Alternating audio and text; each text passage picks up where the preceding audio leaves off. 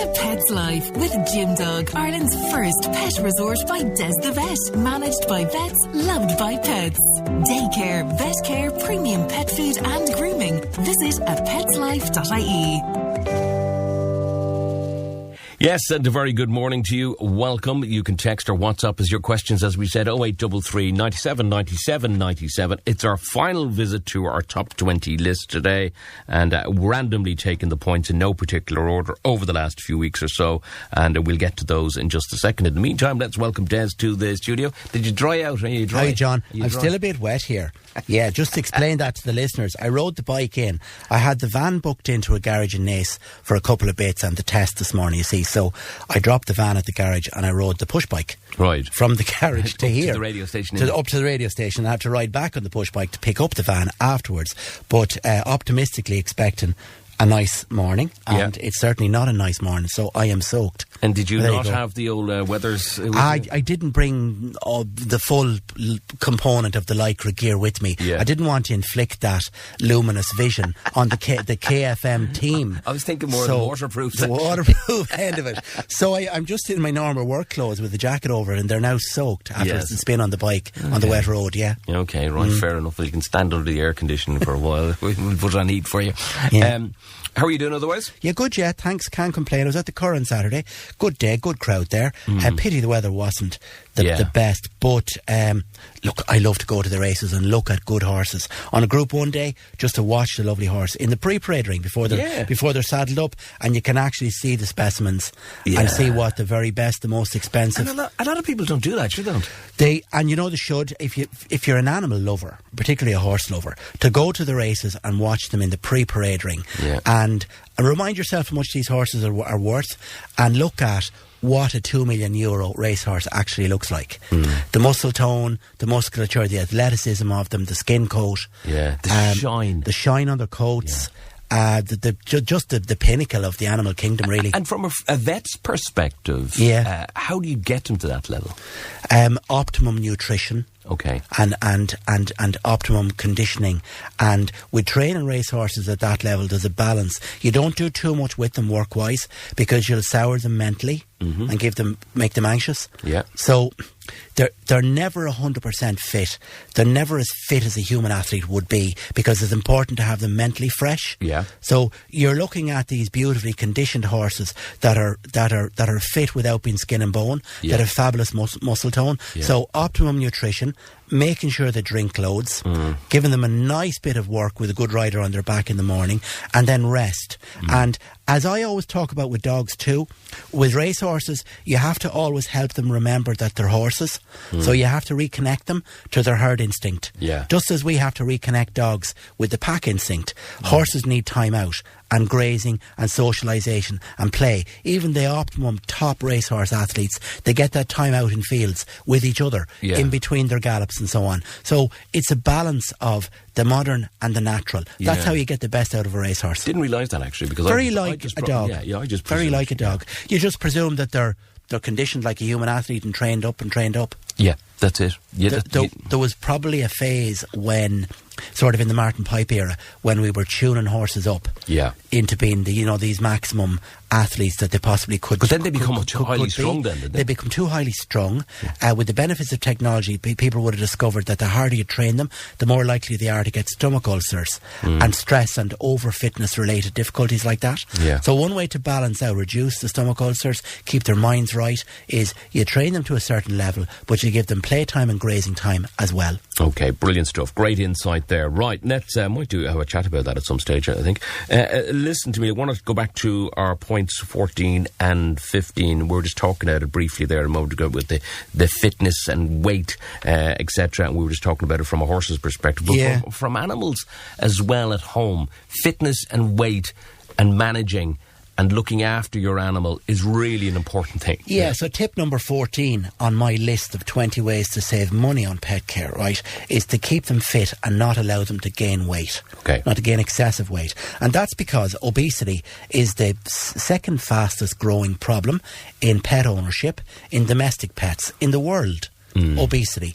And there's a huge industry now around managing obesity, weight control food, weight prevention food, diet food. This is all a new thing, and soon there'll be even diet injections for dogs, God knows. Yeah. The same as there are for people. And it's a pity because preventing them from becoming overweight in the first place is easier than you think. Yeah. It's just about getting the right advice for a balanced amount of the correct nutrition from the word go, and maintaining that balance of food and exercise at the same time. So the first thing that every vet does when a dog or a cat comes into our consultation room, because the easiest and most useful piece of information we can ascertain about an animal is their weight. Yeah. So the first thing we do, all of us, in every clinic in the country, you get their weight. Yeah. Yeah. And we learn a lot about an animal's overall health just from their weight. Yeah. So keeping them the right weight. So when your animal is weighed, be it a dog or a cat, inside in a vet's, ask, what should his weight be? Is he the right weight? Yeah. And highly unlikely that your dog or cat is underweight, but if your dog or cat is underweight, then you either increase the amount you're feeding slightly or you change the food. Okay. If your dog or cat is overweight, the same thing. You decrease the amount of food you're giving slightly and you change the food. Yeah. It's not about them being hungry and underfed. The trick is that there's all the technology in modern science of nutrition is brought to bear on canine and feline nutrition nowadays, and it's possible to get the right recipe to keep your dog or keep your cat right. Okay, let's take a full 24-hour cycle of a dog, for example, right? Yeah. Start out in the morning, the dog stretches his limbs, all the four, lies on his back, wakes up, yeah. What's the first thing you do? Well, out the back door to do their business, go to the toilet, have a stretch, move about for a moment or two. Yeah. Let him do his thing, let him do his own privacy for a while. Yeah, a few minutes, and then in for their breakfast. Right, and breakfast the first thing in the morning? Breakfast should be half the daily ration. 2 meals a day is the optimum for an adult dog or an adult bit cat. Of grapefruit. 2 meals a day. Now, some Kellogg's. You see, right, if you're mixing, and here's the thing, if you're mixing and matching food and trying to come up with a balance yourself, you're more likely to get it wrong. Yeah. Because it's very hard to know what the optimum nutrition for a dog is going to be. So the best thing you can do is trust the experts and buy the product that says complete on the bag, because it'll make your life easy and you'll be guaranteed that you're giving your animal what it needs. Yeah. Complete is the key. Complete is the key. Complete is the key, because other people have put years of research into figuring out what the protein level needs to be, what the carbohydrate level needs to be, what the fibre level needs to be, and they need the full range of vitamins A, B, C and D, the same as we do, and they need different minerals such as omega-3, omega-6 in greater quantities than you might think in order to keep their skin and coat right, for example. Does that work for both cats and dogs? Yeah, it does. The difference is, right, dogs are omnivores, so they need more fibre, more vegetable, more carbohydrates. Cats are primary carnivores. They need higher protein, higher meat, higher fat. So cat food and dog food differ. You shouldn't feed a cat dog food because the cat won't be getting enough fat. Okay. And enough meat from dog food. And you shouldn't feed a dog cat food because the dog will be getting too much fat and too much meat from the cat food, and that will damage their kidneys and cause them to gain weight. So you can't feed these two species the same. They're not the same as each other at all. Okay, they're completely different entities in their own right too. Okay, so you give them their breakfast at whatever time it is in the morning, and they're good to go. For how long? Yeah, and it's variable. Now, for instance, you're feeding half the ration, and I could say to you, if you have a relatively inactive, middle-aged Labrador type or a Labrador cross, that should get 20 to 22% protein in the day, right? So you're looking for a complete ration for a dog like that, that'll be 22% protein. But if you have, if you're a person that does a lot with your dog, you're a very active person, and you have a red setter or a very highly strung, highly active, high metabolism dog like that, right? You can probably feed that dog a working breed diet, which, and the difference is amazing now, 28 to 30% protein for a working diet, as opposed to a 20% protein for a maintenance diet for a house dog. Big difference. Certainly is, yeah. Yep, absolutely. And the older dogs might need 6 to 8% fibre. Okay. Whereas a young active dog can get away with 2% fibre. Okay. So those numbers are boring, but you see, it's just to illustrate the difference in the range required and how hard it's going to be for you to get it right by throwing in a bit of this and a bit of that. Are dog owners more cognizant about this type of stuff now? They are. They ask questions. The modern dog owner comes in with the pup and asks a lot of questions about what they should get. because they're starting off from, you see, years ago, especially country people, when I'm 25 years in practice in Kildare, and my older country clientele would probably have come from a farming background and figured that they knew how to feed a dog. But my newer clients now actually don't assume that, and they're cleverer in not assuming it, and they come in with the questions, and they come in with an understanding of what they need to know, and they're trying to do it right from the word go. Yeah, that makes sense as well. And then your last time, what time generally in the day was the last feed? Yeah, about 7 p.m. is the ideal time for the last feed for the dog, because your dog then should have a final little bit of a run around and do his business and go to the toilet. And just to be kind of, devil's advocate in this one, does that change according to the season? So bright evenings till 11 o'clock at night, and in the middle of winter it's dark by 4:30. You might give the evening meal an hour later in the summer if your walk is longer. And if you're bringing them out. And if you're bringing them out, you'll probably feed them. You'll probably feed them after their main walk of the evening, and you could stretch it out to a bit later in the evening if you're active. Now, just again to throw a cat amongst the pigeons, no pun intended. Most people love to spoil their cats and dogs regardless. So say they're really good with the basic foodstuffs, the complete, they give it twice a day. But in between that, regardless what you'd like to see done, they don't. Yeah, you can give treats and bits and pieces, providing they're not too fatty or sugary. Sugary was the one I was going to say. Sugary is the problem, yeah. So biscuits, like the typical old, Marietta packet of biscuits, that's completely the wrong stuff to give a dog. It's gone now, yeah. Most people don't do that. That sort of thing. Completely the wrong stuff to give a dog. The biscuits, anything sugary, bad news. You can get away with the odd proper dog treat, yes, especially if you're using it for training. Okay, and that was my next question. Dog treats that are, I suppose, the same context of the complete formula. Yeah. There is equivalents out there, isn't there? Oh, there is. Nice. High fibre. There's grain-free treats, and there's low-sugar treats, and there's high-meat treats, and so on. And they're relatively harmful, and you'll certainly get away with using those for training purposes. And being good, generally. And tempting purposes, and incentivise them, being a good dog, incentivising them to learn. We talked about rituals and routines last week, how important rituals are for the training and the bonding with your dog. So little training rituals: sit, stay, come, go to bed, and treats. That's a big part of the ritual of bonding you with your dog and keeping your dog's behaviour on track. If it's a thing that your dog is overweight already, or your dog is inclined to be greedy, you can just use their own kibble for training as well. Yes.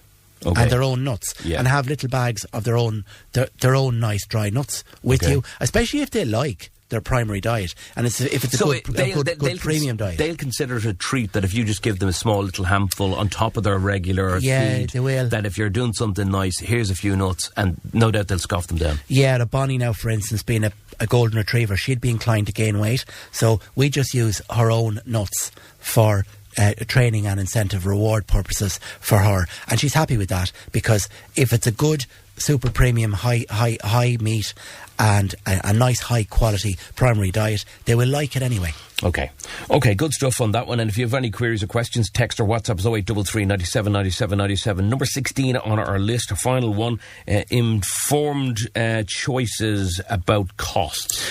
Yeah, okay. The reason for bringing that in is because it's more so from abroad, from the UK. But you see, I know Irish people read the UK press, and even this sort of stuff is coming in on your Google feed on your own. Articles about the cost of vet care in different countries and in different places. It's happening a little bit here with the rise in corporatisation and commercialisation and the high costs of buying all of these expensive diagnostic machines in all of our veterinary hospitals. Costs are rising, prices are rising. And one of the things that's happening in veterinary is, with the younger personnel coming in, the younger vets, they are moving from one job to the other. Yeah. More so. So people come into me, and I know Rosie for 10 years, and I can have an honest conversation with Rosie's owners about costs, and I know what will suit Rosie and what won't. And I know her so well that when she comes into me, 14-year-old Rosie, I don't need to be doing all the tests. Her history is there. But if as it happens in a lot of these places, the older people retire, move out, younger vets come in, and they're moving from one job to the next. So there's no guarantee that the vet that sees your dog in a busy, commercial, corporatised, city-based or busy town practice, you'll meet a new vet every time, maybe. So, in those places, that vet has to gather the information they need, and they're cautious, so they'll be proposing doing all the tests every time they see. Every time a new vet sees your dog, they're probably going to want to repeat some of the same tests for their own comfort and to get to know your dog. So you have to be discerning about your dog's history and figure out for yourself a little bit what's essential and what's not, because bluntly what they're going to be doing is they're going to be making suggestions to you that aren't completely necessary in the interest of just being extra careful. Okay, but are owners, when it comes to this way of thinking, are they not more reactive than proactive? I mean, am I right in thinking that owners, when it comes to, and they wait till something's going wrong before they bring somebody to a vet, and subsequently the costs are then higher because they're being reactive rather than being proactive and thinking into the future? They do. Again, but again, being controversial about this, and you know, bring common sense into play. Take a very simple example of a tummy bug. Yeah.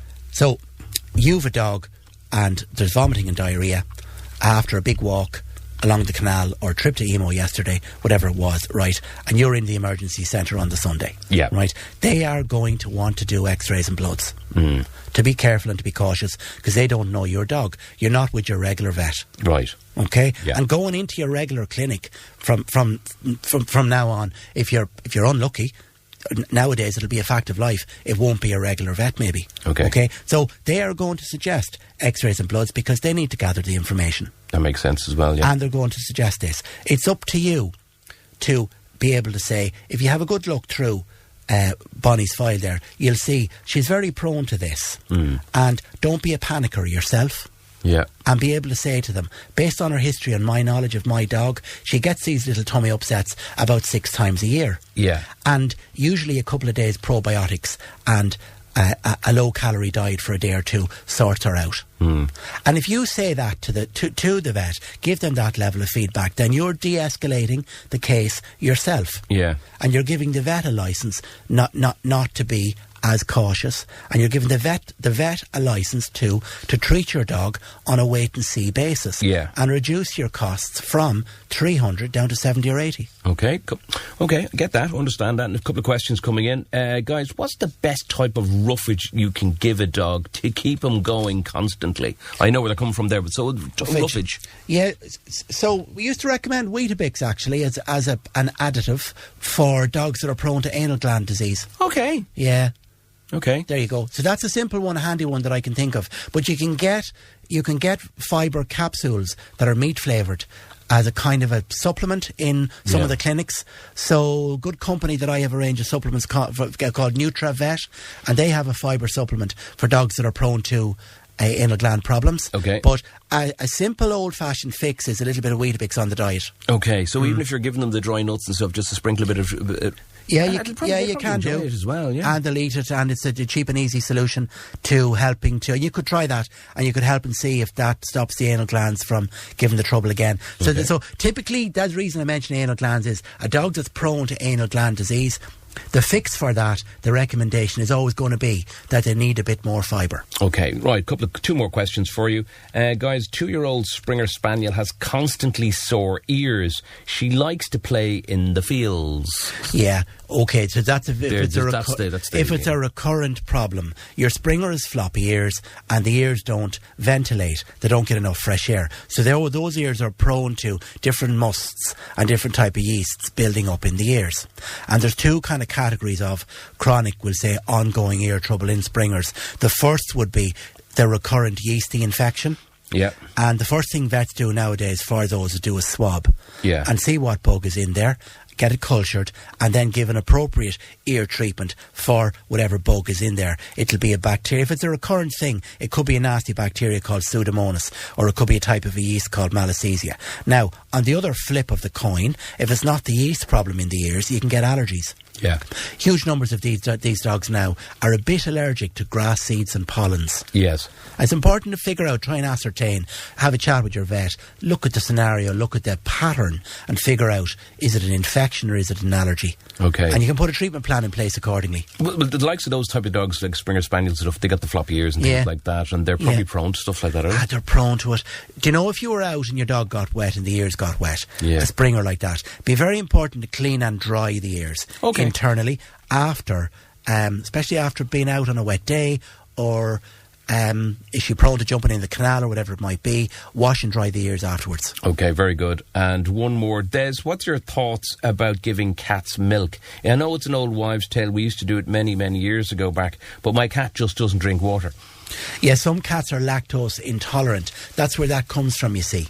Some cats are lactose intolerant, and they will just get crampy tummies and be miserable and have diarrhea from drinking milk, even though they love it. We did that through one particular phase with our current cat. We stopped because we realised that it wasn't agreeing with him. Yeah.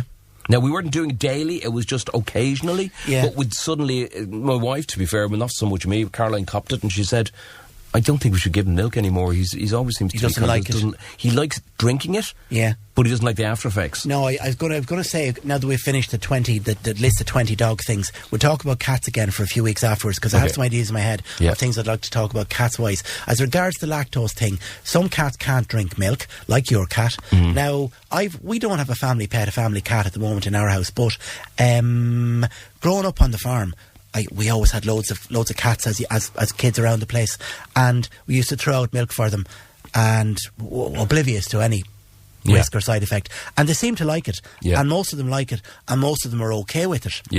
And I'm going to actually look up what percentage of cats shouldn't have milk, and I'll tell you next week. And is there different types of breeds, or is it just a general cat as a cat? It's just a general cat as a cat. Some are lactose intolerant and some aren't. I'll look it up and I'll tell you more. Okay, good So stuff. what I'm saying, I've not much help to that listener in terms of giving a definitive answer.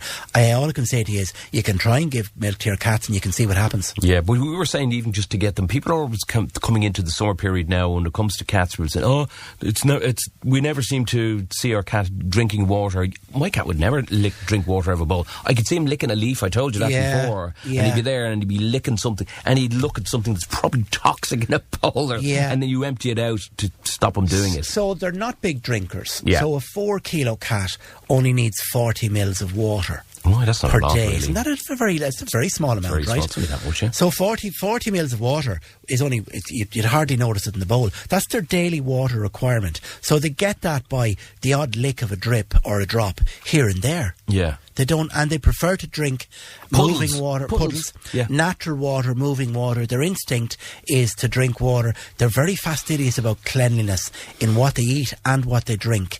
And they're not scavengers the way dogs are scavengers. They're really fussy, really particular. They won't poison themselves if they can avoid it. So they seek out water that's moving, that's flowing. We'll talk more about cats further down the tracks. Thanks, Des, for coming into us. And as always, it's back again to you the usual time next week here on KFM. And we'll be putting up this on podcast later on today. Have a good one. Thanks, John. Cheers. It's a pet's life with Gym Dog, Ireland's first pet resort by Des the Vet. Managed by vets, loved by pets. Daycare, vet care, premium pet food and grooming. Visit at petslife.ie.